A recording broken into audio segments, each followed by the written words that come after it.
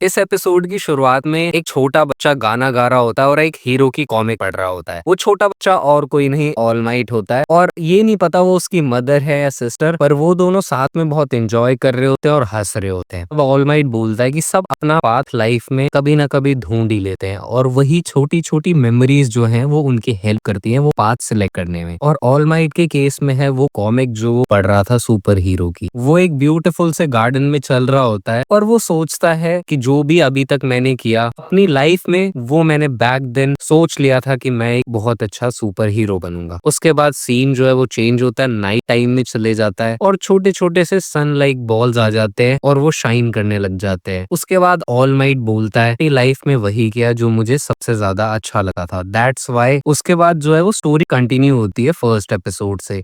जो हमारा विलन होता है जो ऑल माइट की मदद करने की कोशिश करता है, इस विलन की वजह से वन फॉर ऑल जो है वो एक जगह स्टॉप हो जाता है और दूसरी तरफ से ऑल माइट अटैक करता है और एक तरफ से हमारा विलन। वो विलन वहां तक पहुंचा कैसे ऑल माइट के पास, पहले हम उसकी स्टोरी देखेंगे क्योंकि वो ही एपिसोड में बताई गई है। वो विलन जो होता है वो दोनों मिडोरिया के फ्रेंड्स की बात सुन लेता है जिससे उसे सिचुएशन का पूरा आइडिया मिल जाता है और वो अपने ग्लाइडर पे जो है जहां जहां डिस्ट्रक्शन हो रखा होता है ऑल माइट और वन फॉर ऑल की फाइट का पाथ को फॉलो करता है और उसे कंक्रीट पे या किसी भी पत्थर पे ब्लड गिरा होता है कॉज ऑफ ऑल माइट और वन फॉर ऑल की फाइट की वजह से। उसके बाद वो एक जगह पे रुकता है और वो उस पत्थर को उठाता है जिसपे ब्लड लगा हुआ होता है और सूंघता है। सूंघने से उसे ये पता लग जाता है कि वो ब्लड है किसका, क्योंकि उसकी क्वर्क जो है वो उस चीज में उसकी हेल्प करती है। और उसको काफी पत्थर ढूंढने के बाद एक पत्थर मिलता है जिसपे ऑल फॉर वन का ब्लड लगा होता है। वो पत्थर मिलने के बाद वो देखता है कि एक ब्लू सी लेजर लाइट कहीं गिर रही है और वो उसी लाइट को फॉलो करता है।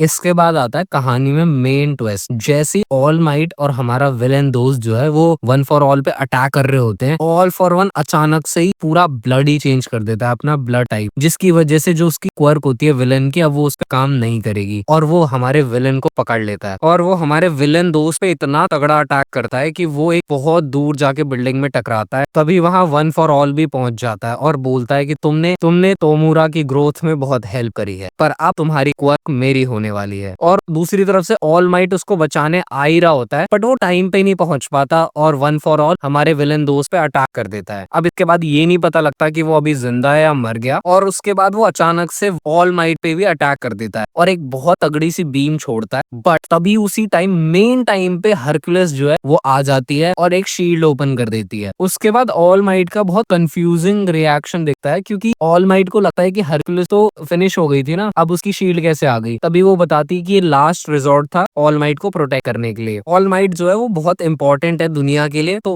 उसको इस मुसीबत को हरा के यहाँ से निकलना ही होगा। उसके बाद ऑल माइट जो है वो बेहोश हो जाता है और वो अपने ड्रीम में देखता है अपने मास्टर को जो ऑल माइट को बोल रहे होते हैं कि डू नॉट गिव अप, अभी तुम्हारा टाइम नहीं आया है, अभी तुम लड़ सकते हो, गिव अप मत करो। उसके बाद सीन में दिखाया जाता है कि ऑल माइट रोड पे पड़ा हुआ होता है, वो बस गिव अप करने ही वाला होता है। तभी उसे मिडोरिया की मम्मी की लाइंस याद आ जाती है, do not give up on your life, please live, protect and nurture him. और उसके बाद वो मिडोरिया के बारे में सोचता है कि कैसे मिडोरिया की जर्नी स्टार्ट हुई थी और कैसे वो इवेंचुअली ग्रो करने लग गया और उसने कभी गिव अप नहीं किया। तब सोचने के बाद ऑल माइट अपने आप को कहता है कि नहीं, मैं गिव अप नहीं कर सकता और वो वन फॉर ऑल से बोलता है कम ऑन। उसके बाद सीन चेंज होता है जहाँ पे तोमुरा को रोकने के लिए जो कासल बनाया था वो कासल धीरे धीरे ओशन में गिरने ही वाला होता है बस। और जिन इंजीनियर्स ने उसको बनाया था वो पूरी कोशिश करते हैं कि वो फ्लोट करता रहे एयर में, पर हीरोज के हेडक्वार्टर में उनका जो लीडर होता है वो सोचता है कि अगर थोड़ा सा भी और डिस्टेंस ट्रैवल कर लिया ऑल फॉर वन ने तो वो इंस्टेंटली ट्रांसफर कर सकता है तोमुरा को अपने पास अपनी क्वर्क यूज करके। और दूसरी तरफ जो है